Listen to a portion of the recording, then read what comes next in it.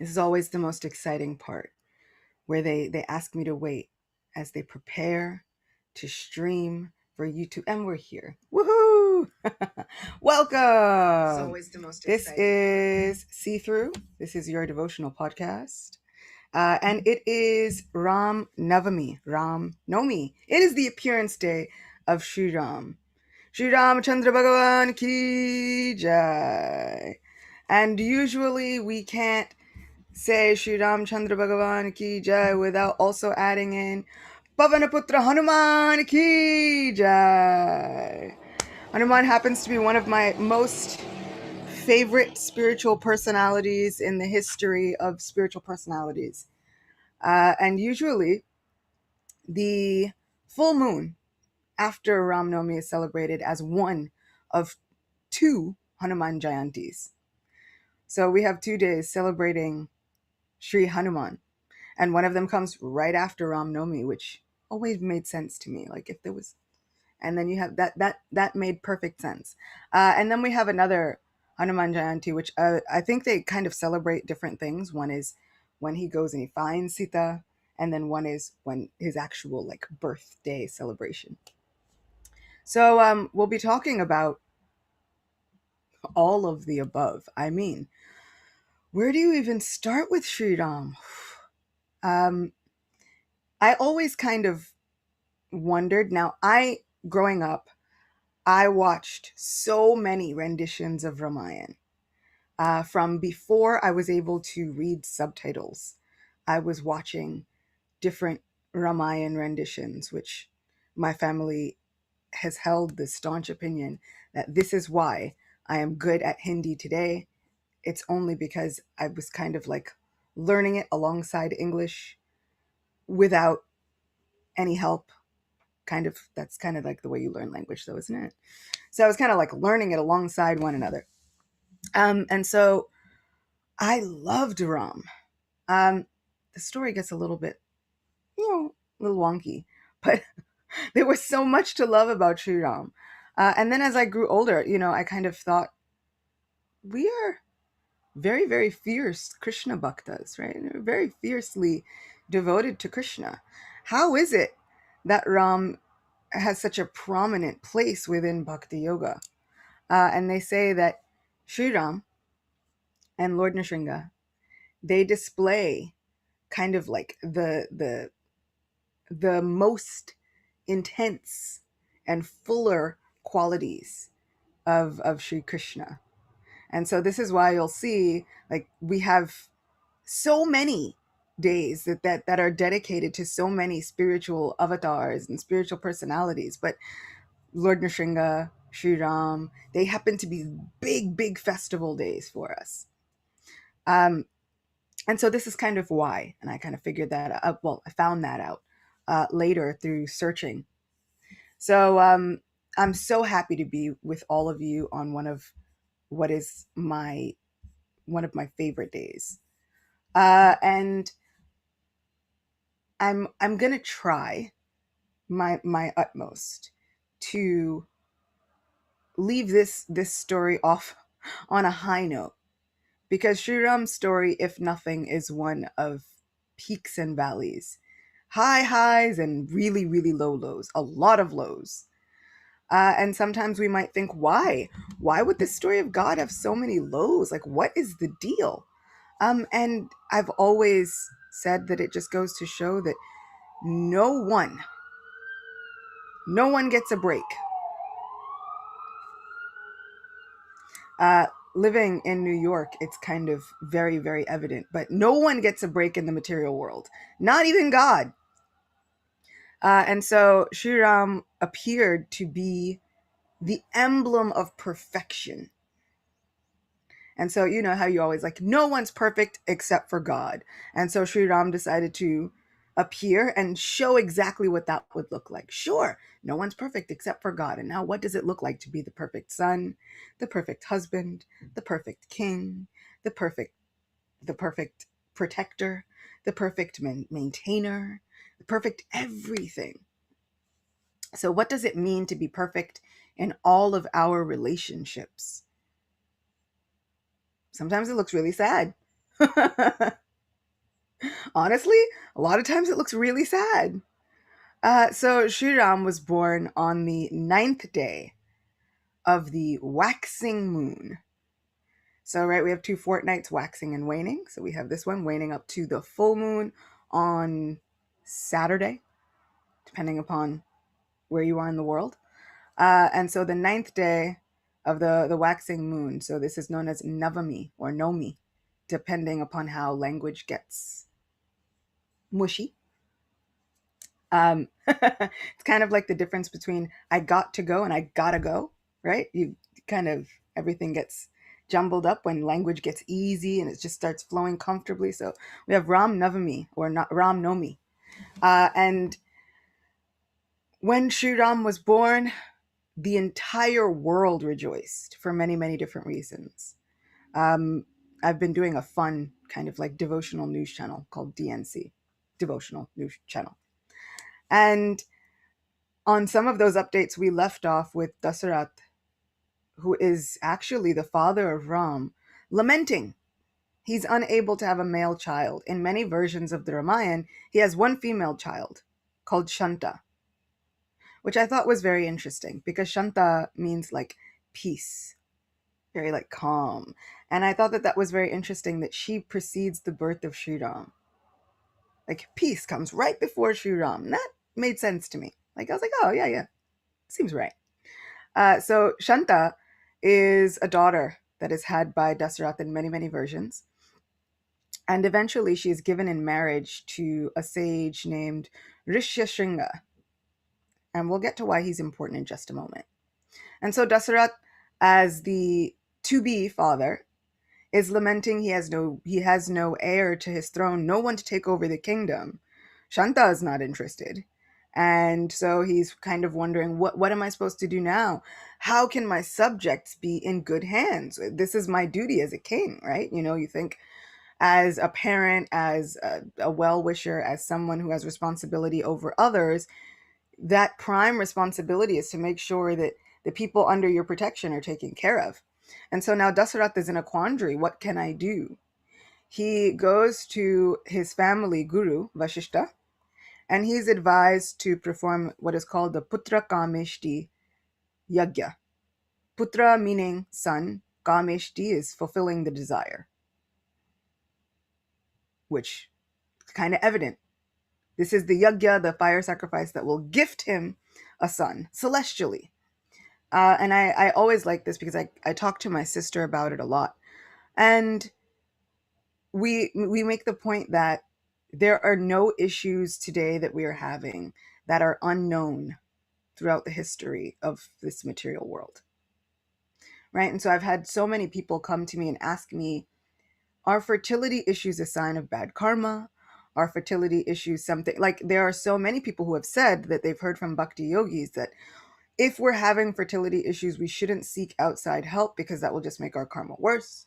We shouldn't try to change our situation, just accept it and pray for better next time. And I always bring up the point, well, if we are simply meant to accept our fate and do nothing about it, why would Dasarath go and seek the help of so many sages? Because he was looking for an answer long before. He was trying everything he could. So why would he go and seek help divinely? If fertility issues were something that were meant to just be accepted, you can do nothing about it. Even if you try, it's only going to make your karma worse. Right? It's not about just accepting a downtrodden fate. We should understand that we can come together in these different sanghas, even like our sangha here, and we can ask for help, we can ask for prayers. And those prayers are some of the most powerful forces on the planet. Just last week we were doing a global puja for prayers for war-ridden countries. We were doing prayers for so many people who are facing so many upheavals and reversals and obstacles and life-threatening situations. These prayers are the most powerful force in the universe. So Dasarath goes and he tries to reverse his situation with the power of prayer. He performs this yagya and he gets a very uncommon, rare sage named Rishyashringa to perform the sacrifice. Rishyashringa is very interestingly born. He's born to a sage, and that sage somehow had a brief connection with a heavenly apsara, who's kind of like a nymph, which is kind of like a really broad term, right? But this apsara, they are celestial, they're beautiful, they're free. Like that's one of like the biggest words I can use to, if I were to describe an apsara, it would be free. They are free. You cannot tie them down, right? And so he had a very brief connection with an apsara. And when he has this connection, and then she leaves, and he's kind of upset, and the child is sort of incubated within a deer. And when the child comes out of the deer, the child actually has like little horns, like little deer antlers. And so Rishyashringa means like one who has like deer antlers, has the form that is kind of like with. So he's really interesting.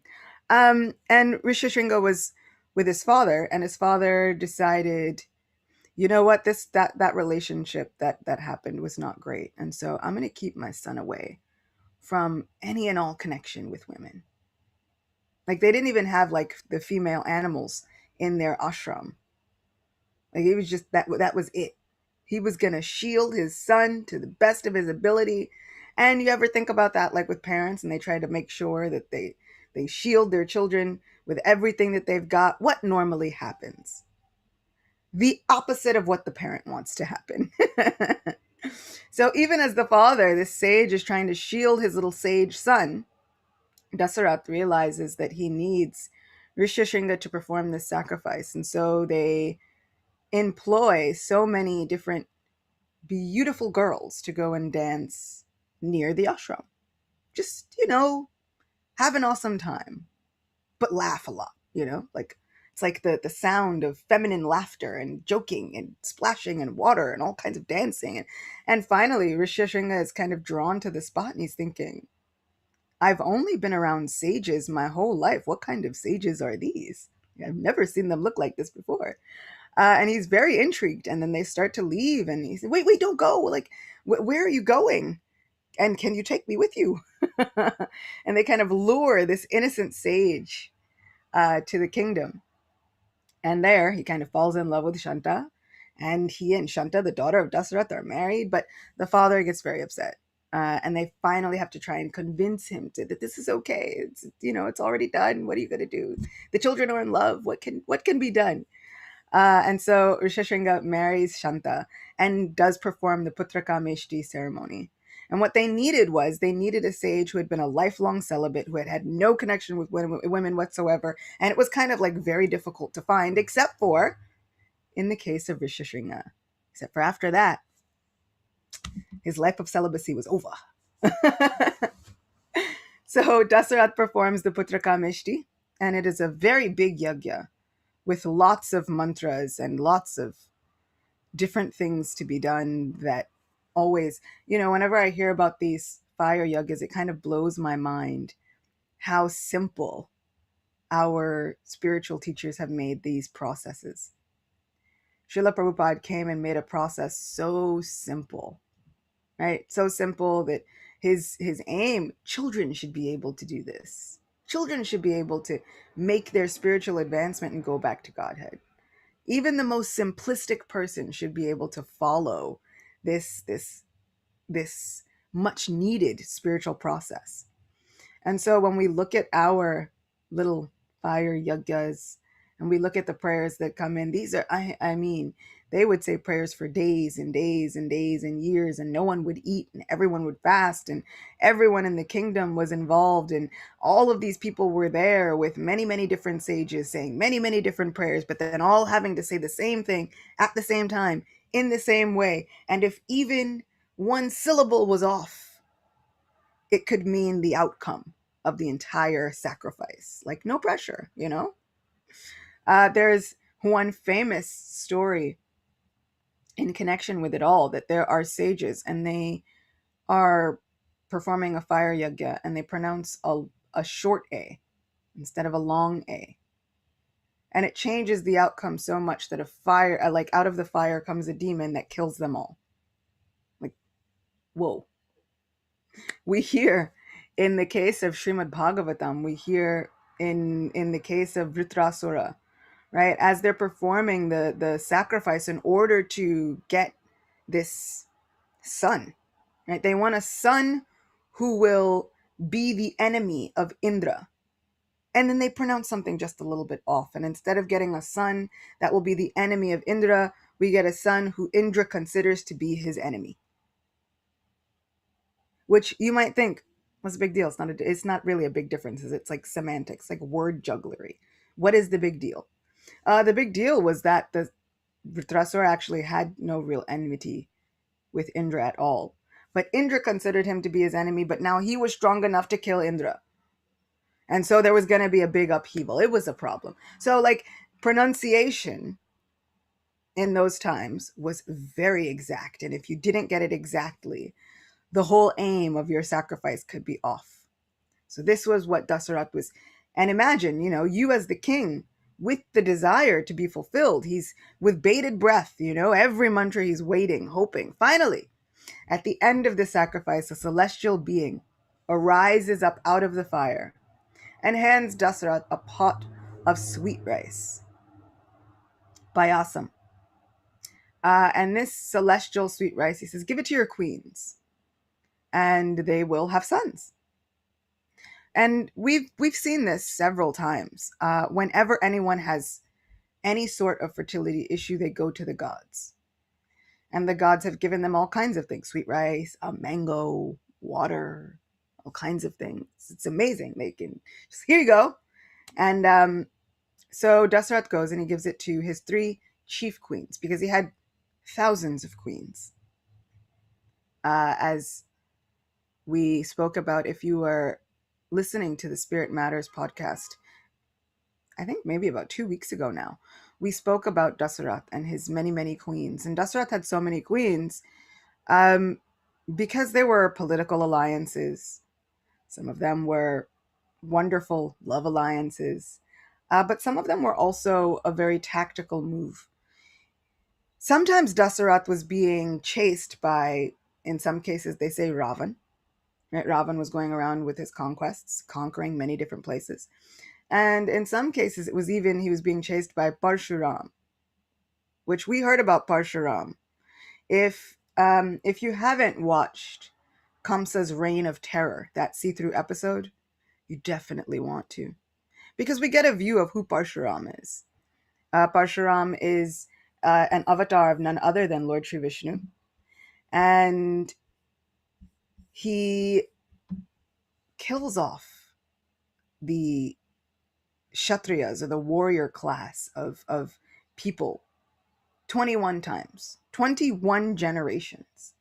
He kind of looked around and decided, much as everyone does today, that, you know what, these people are not worth it. And his cancel culture looked a lot different. It looked so different. When he canceled people, he canceled the whole generation. And then he looked and he's like, is it better yet? No, still no. And then he canceled another generation 21 times. Finally, at the very end of those 21 generations, he looked and said, fine, at a certain point, I've got to let these people live. It's not even that they were that much better. He just allowed them to live. It's not like they were different or getting better or had better morals and values. They were still material, worldly. And so he allows them to live. But what he does is he goes and he asks many sages. He says, I've been traversing this earth filled with anger for so long. There have been rivers and rivers of blood. And so he says, please tell me some way in which I can atone for all of this anger, which I thought was always interesting. Here, the very expansion of God, filled with all the power right? Shakti-avesh, right? Filled with all the Shakti, the power of the Supreme Person, is saying, this anger wasn't so good. Tell me a way that I can atone for all of these 21 generations. So even when God does the right thing, he still decides, he says, well, let me figure out a way to rectify it. And they say, well, you can do some penance and you can wash your hands of it and all these things. And so he gathers so much of the blood and he creates 5 lakes. And they're known as Samanta Panchaka. So it's like 5 lakes of blood because he had created so much bloodshed from killing 21 generations. That's a lot of generations. It's a lot of people. And when I say generations, I mean he killed off all of the Kshatriyas. So it wasn't like it was just one family of kings. The administrative class of the whole of Varsha, as far as he was getting, were terrified. Kings fled to all different places in the world. And so just to get out of his way, they were saying kings fled as far as Greece and Egypt and so many different places. And I love that Srila Prabhupada makes that point because just goes to show how Vedic culture gets kind of sprinkled throughout the whole world. You can find it in so many different places. And it seems like coincidence, but it's not. I love like Vedic science has so many ways to kind of explain that there are no coincidences. There are miracles. There's wonderful divine arrangement, but not something as flippant or as fallible as coincidence, the way we think of it, right? It's like, oh, it's coincidence. It just happened. Nothing just happens. So here he decides to create these 5 lakes. And where does he create them? He creates them at a place which will come to be known as Kurukshetra. And this is why Kurukshetra was such a big place of pilgrimage. I say this because at the end of the month, there is a new moon, April 30th. It also happens to be the day of a solar eclipse. And I don't think it'll be visible in the northern hemisphere, eastern north. It won't be visible where I am, at least. But it will be a solar eclipse. And the reason I bring that up is because eclipse days are weird in Vedic cosmology. There are days when Rahu is kind of taking over the influence of the sun or the moon or both, and exerting his influence over many different things. And Rahu is known from a very famous story in Srimad Bhagavatam, story for another day. But Rahu is actually a demon. But in many cases, Rahu can banish inauspiciousness. But also sometimes Rahu's banishing of his inauspiciousness is a little tricky. He's a little bit tricky. The effects don't always last. They don't always, because Rahu is kind of like a planet, but it's also a floating head. Like I said, story for yet another time. We will get to it, I promise. Go with me. Go with me. Stay with me.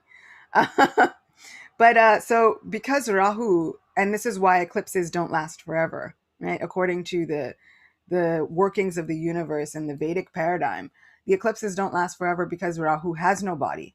If you look at Vedic astrology, you have Rahu, who is the head, and then you have Ketu, which is the body.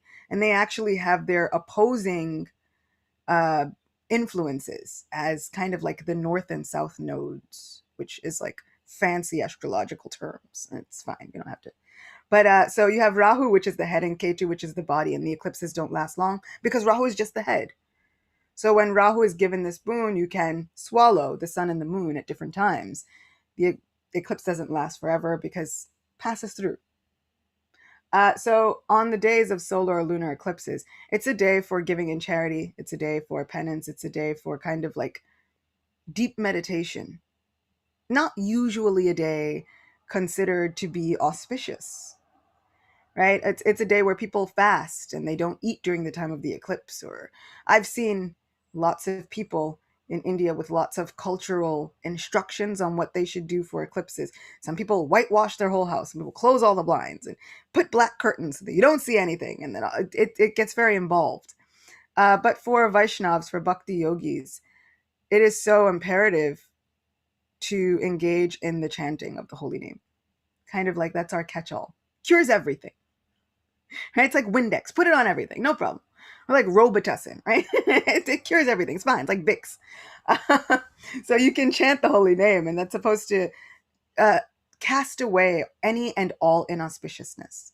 So if we see Lord Sri Chaitanya was born on the day of a lunar eclipse, why? Because he knew that on that day, everyone would be there chanting the holy names.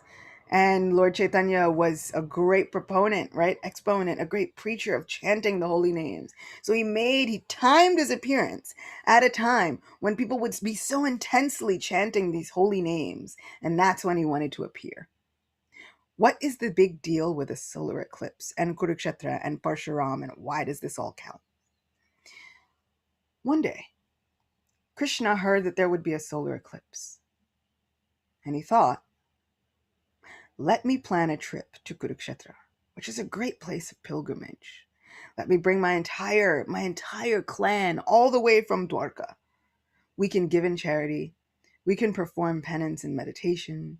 We can do all kinds of wonderful, auspicious things. And all of those things were just an excuse. Really?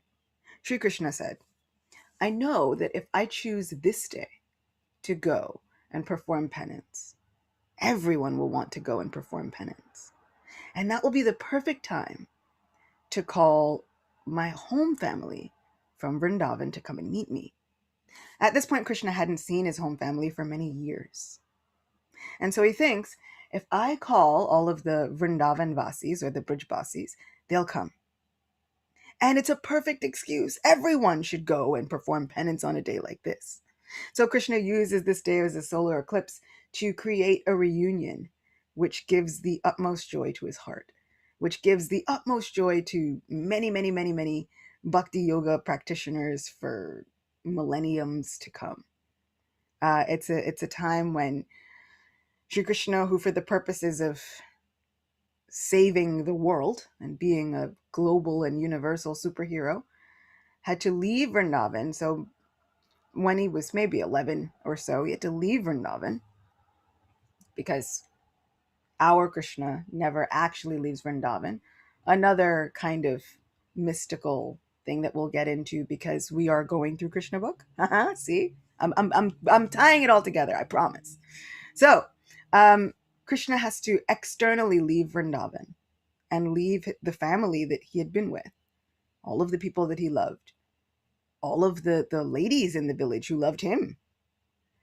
And so years pass. Finally, he uses this as an excuse. And I say that because every time I see that there's a solar eclipse, I choose to focus on that. It becomes a day where I'm able to honor this great reunion of Sri Krishna with all of the people that he loves most. It becomes a day of chanting and thinking about Krishna finally meeting with his mother. And it doesn't matter how old he is. She sits him on her lap and she rocks him back and forth. And she says, oh, my son, my son. She's just so happy to see him. And he'll always be her baby, like her little Gopal. It doesn't matter. He's like, and he's quite established. You know, he's like been in a situation where he's had to like rule externally. He's been like a king. He's moved his family to a Dwarka. He's established a kingdom in the middle of the sea. He's like a big businessman. Now imagine you get this big businessman and he goes and his mom is like, oh no, wait, come sit on my lap. She rocks him back and forth. And at this point, you know, Krishna, it doesn't even matter. Right? His reputation at that point, his street cred does not matter. He's just so happy to see his mother. And his father, Nanda Maharaj, does the same thing. So they're so happy to see one another. And finally, Krishna meets with and has wonderful conversations with the gopis. So it's a time where Krishna is able to see everyone that he loves again.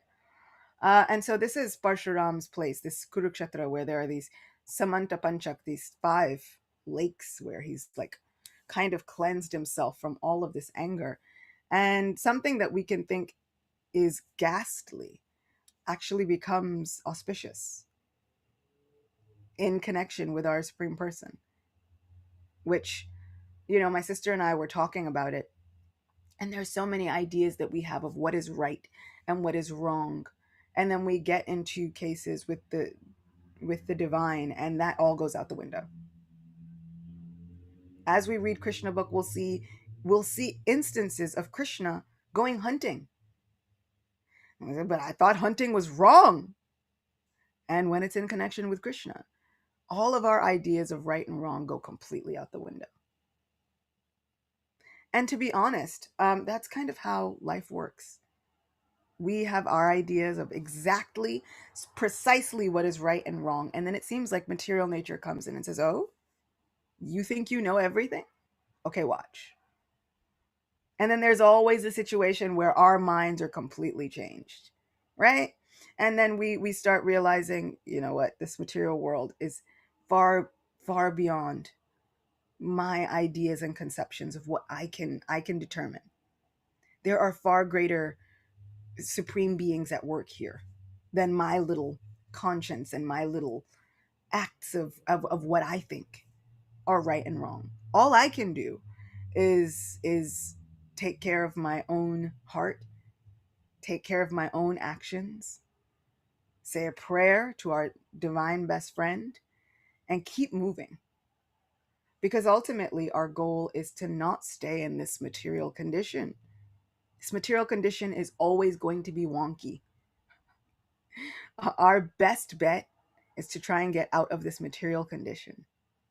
So, coming together and relishing these transcendental pastimes and even taking pleasure in somebody else relishing these transcendental pastimes is a surefire way to gain our exit interview from this material world situation. I remember, you ever take out a loan, and before you like finish paying off that loan, they have an exit interview. Like, you've got to like be prepared for the fact that what I've now finally freed myself from that debt. I always wondered, I was like, exit interviews were always weird. Like, why did you give this to me at the end of my paying off this loan? It's like, did we really need to have this exit interview? But usually I feel like it's like, are you sure you want to leave and not take more money that you'd have to pay off? Yes, I'm sure. I feel like this is what the material world also offers us. We have exit interviews. So when we think about growth, inner journeys, our inner ascension, we're constantly getting these little exit interviews from material nature where she's constantly, are you sure? You sure you're done with this loan? You sure you're done with this debt? And we're like, I'm sure. I'm so sure. I'm good. I'm done. And there are very many times where even I look at, situations and I'm like, oh, I got caught again. Where she's like, are you sure? I'm like, no, I'm not sure. Let's see what else we can buy. Um, and I want to get out of that mindset. This material world does not have the best to offer me. I can't keep thinking that there will be something I will get here that will be better than my spiritual connections. My spiritual connections will be far greater, far better than what this material nature, this material condition can offer me. So Dasarat, after performing this Putrakameshti ceremony, gets a son. And he makes very many appearances within the story of Sri Ram. And everyone is rightly always afraid of Parshuram. Always. Because they remember, right? They've heard the stories. It's been passed down. We didn't have any ancestors until a couple generations ago because. So if anybody ever sees him, you just make sure you are very nice and on your best behavior because he is quick to anger. And if he is angry, usually he kills you. Like, there's very little conversation, lots of killing. So, he makes many appearances. And at one point, he even questions Ram. He says, who is this Ram? I am Bhargava Ram. I am the supreme Ram. I was Ram. He was actually just known as Ram until he got his battle axe, which is known as a Parshu. And then he becomes Parshuram. But he was just Ram, which, I said before, means one who is a reservoir of pleasure. His disposition is very different. He doesn't normally seem like he would be named Ram. Like, normally you expect the person to have some of the qualities for which they are named. But Parshuram is very different. So this is Parshuram. And when Ram is born, Everyone is rejoicing. Ram is born to a queen named Koshalya. And next to be born is Bharat. Bharat is actually said to look kind of almost identical to Ram. They look so similar.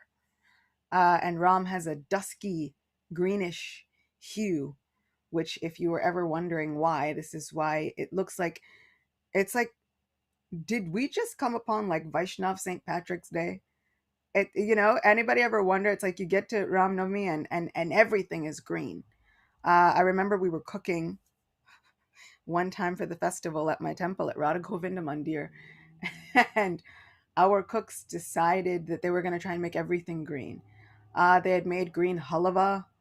They had made green rice. They tried to make green puris. Some of it worked out really well. Some of it was a little interesting.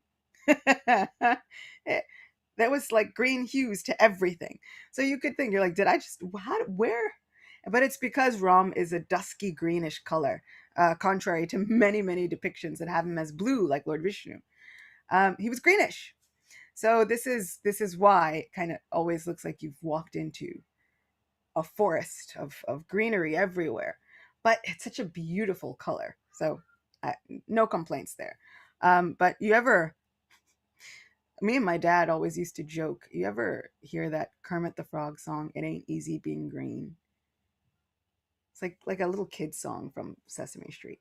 And me and my dad always used to wonder, it's like, Rom ever feel like that? You ever have a moment? It's not easy. um, but I always find it interesting that complexions as we know it before right now, I feel like looking at the world, our color spectrum is so boring. When you look at Vedic descriptions of people, you have the people who are the color of a lotus stem. You have the people who are the color of the whorl of the lotus, like that nice yellow, bright, vibrant golden color. You have people who are the color of sandalwood. You have people who are the color of